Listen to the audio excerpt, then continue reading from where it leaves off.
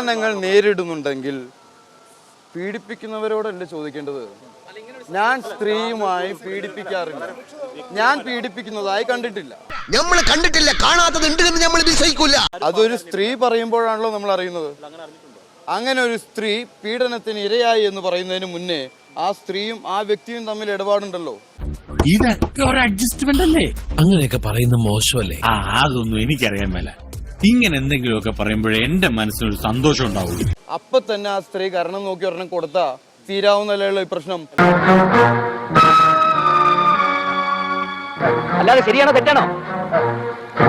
അപ്പോൾ അതിനകത്ത് താങ്കൾ അവർക്കൊപ്പമാണോ?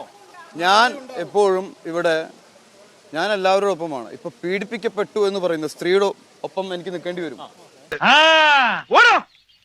പീഡിപ്പിച്ചു എന്ന് ഒരു സ്ത്രീ ഒരു വ്യക്തിയെ ചൂണ്ടി പറയുന്നുണ്ടെങ്കിൽ അവന്റെ കൂടെയും നിൽക്കേണ്ടി വരും. സിനിമാ മേഖലയിൽ ഡ്രഗ്സ് ഉപയോഗം ശക്തമാണെന്നുള്ളതാണ് റിപ്പോർട്ട് പറയുന്ന മറ്റൊരു കാര്യം.